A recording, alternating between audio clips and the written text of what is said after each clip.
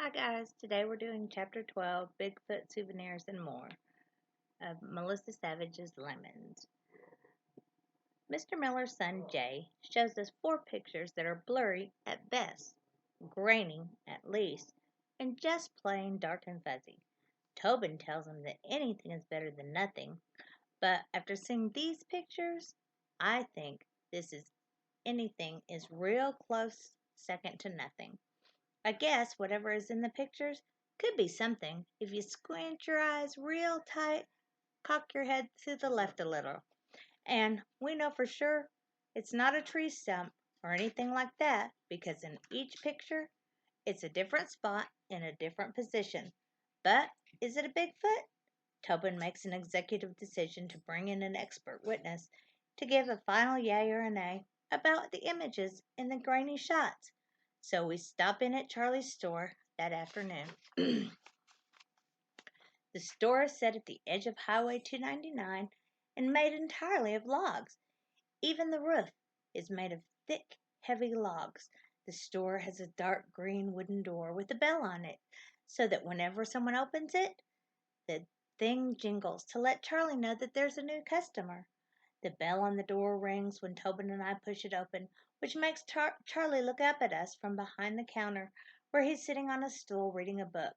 Right next to the door is a big bulletin board with newspaper clippings of Bigfoot sightings, some from California, others from the other states. There's even an article about Bigfoot, a Bigfoot story from someone that told way back in Theodore Roosevelt's era in the 1800s. Well, there they are, Charlie calls out, setting his book aside and taking off his glasses. Tobin, Miller's pictures in hand, makes a beeline for Charlie while I explore the shop. It's bigger on the inside than it looks on the outside, and there's a humongous stone fireplace right in the middle of the room, with big, fat, lumpy pillows scattered across the floor all around. There's a hand-carved sign over the fireplace that says, "Take a story, leave a story." In the far corner is a gargantuan wooden Bigfoot, a little like the one in the center of town, except for this Bigfoot is holding another carved sign, letting customers know that they can get their picture taken with it for $1. The shelves are covered in anything and everything Bigfoot related: posters, greeting cards, t-shirts, coffee mugs, even a Bigfoot doormat, which is just one great big brown foot. There are other sections too, all clearly labeled, with even more carved wooden signs. There's a fine cuisine section, and on this aisle it's labeled Exotic Jerkies of the World. If there's every kind of jerky that any person could ever want. If you're a person who eats this kind of stuff, that is, which I'm not. There's beef jerky, deer jerky, bear, elk, buffalo, ostrich, even kangaroo jerky. Ugh, disgusting. Next to the jerky are jars of olives stuffed with things like garlic and nuts and cheese. There are all kinds of fancy crackers with seeds on them, and there are some cookies too. There's a section labeled Hunting and Fishing, which is where I see a whole basket of safari hats, just like the ones Tobin wears, except these are all plain with no letters on them. I pick one up. "Tobin," I call, modeling it for him. "What do you think?" "Nope," he tells me. "I already told you you're not approved for that level of security clearance. Come on now. We have to show Charlie the pictures." I walk up to the counter and rest my elbows on the glass. There's a spinning tower of Bigfoot keychains, a box of maps, and a basket of saltwater taffy, each piece individually wrapped in wax paper. "Two for a nickel. What do you think?" Charlie asks as I've thoroughly examined the place. He picks out a pink piece of taffy for me and hands Tobin a brown piece. "It really is Bigfoot Souvenirs and More," I tell him, unwrapping the taffy and putting it into my mouth. "Suppose so," he smiles at me. I turn away.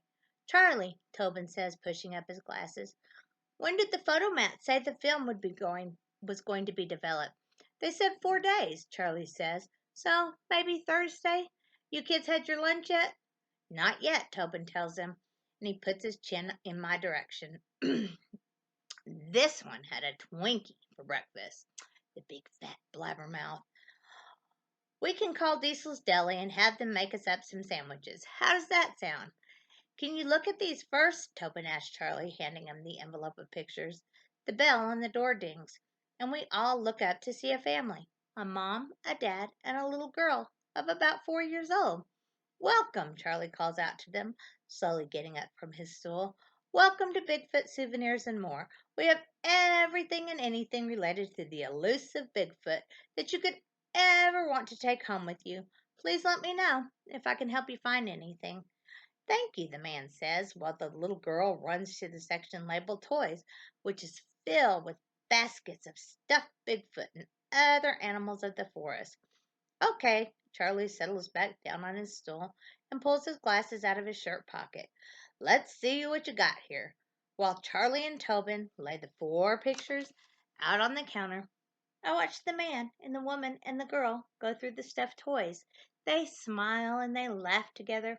I bet somewhere they have a happy house with a happy hallway full of happy family photos. And I bet one day soon there will be another one showing their happy trip to Willow Creek. I sigh. We just got back from a call out at Miller's ranch, Tobin is telling Charlie. Mr. Miller and his son Jay got these while they were out hunting. We're wondering what you think about them.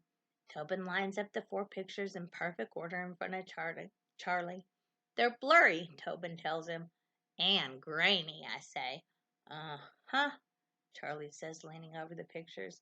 We all examine them together. Tobin pulls out his magnifying glass from, from his back pocket to get a closer look. He lets me and Charlie take turns too. Well, Charlie says, stroking his beard, whatever it is, it's definitely big, isn't it? Bipedal, too, Tobin says. What's that? I ask. Bipedal means it walks on 2 feet, Tobin explains. Bears do that too, don't they? I ask. Very good, Lamb, Charlie says. You're exactly right. But there's some big differences in determining whether it's a bear or a Bigfoot. Like what? Well, Bigfoot has longer hair, and it's more scraggly, too. It's mostly been reported as reddish brown, kind of like an orangutan, but sometimes it's reported in other colors, some black, some dark brown, some even gray, Tobin adds. That's right, Charlie says, and they smell really strong, too, like a skunk. They're bipedal creatures all the time, just like humans, whereas bears, they generally walk on all 4s and only sometimes stand up on their hind legs.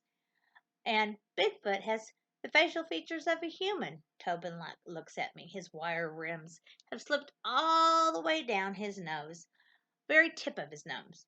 They're half human, half primate. And they have opposable thumbs like us. Charlie wiggles his thumbs instead of paws like bears. I look through the magnifying glass again, real close this time, with my nose almost pressed against the picture. Ever think could be somebody in a suit just trying to mess with you? I ask. No, Tobin blurts out. See, there you go again. There she goes again, he says to Charlie, and he waves his arms. What? I say, confused. What did I say? Always with the complaining. Tobin begins gathering up all the photos in a huff. I'm not complaining, I say. Then I turn to Charlie. I'm not. It's just a question. Could it be somebody in a suit?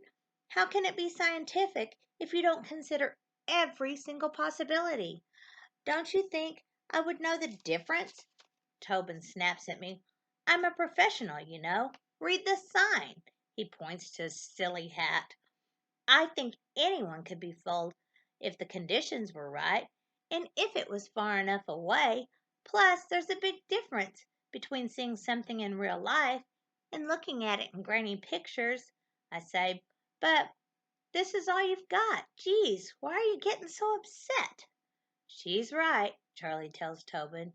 We have to ask all kinds of questions and not just assume. And yes, Slim, to answer your question, some have doubted the original film that Roger Patterson and Roger Gimlin shot out this way, asking the same question. Could it be a fake? Could they or someone else have fooled us all with a costume of some sort? Do you think they did that? No, Tobin snaps again. It's real. I know it. Charlie knows it too. He's even seen one with his very own eyes. Tell her, Charlie, tell her that they're real. I turn to Charlie. For a minute, I wonder if Mama ever saw a Bigfoot. She never talked about it, but I'm finding out all sorts of things about Mama here that I never knew about her before. You've actually seen one, Charlie? I ask. Charlie sighs a long breath and he puts his glasses in his shirt pocket. That's right. He leans back on his stool, crosses his arms over his chest. When? It was one night, about 5 years ago now. I was driving out on this highway here. It was dark and foggy with just a bit of drizzle coming down, which means all I could see was a few feet in front of the car that my headlights lit up. I was driving real slow, really, really slow. And then, in the flash of a second, he was there, right there in front of me. Really? I breathe. Yes, really, Tobin says. Let him tell the story, why don't you? The first thing I saw was the eye shine, Charlie goes on. Bright red eye shine, gleaming in my headlights. And then he was standing there, out in front of the car. That's right, Tobin interrupts him. Nothing hullabaloo about that, is there? I turn back to Charlie. Did you hit him? Charlie swallows and shakes his head slowly. No, thank goodness. I stomped my foot on the brake pedal fast as I could. He stood there, staring at me through the windshield, and I couldn't move. It was like he put a spell on me or something. Charlie stares off into the distance. We sat a moment, just looking at each other, like neither of us even knew what to do. Then what happened? I asked. Then he was gone, as fast as he came. Charlie puts his chin in his hand, and he leans an elbow on the counter. At first I wondered if it could have been something else. Anything else, the fog was so thick. Then Charlie looks right into me. But I know it wasn't. It was a Bigfoot. A real, live Bigfoot. Wow, I whispered.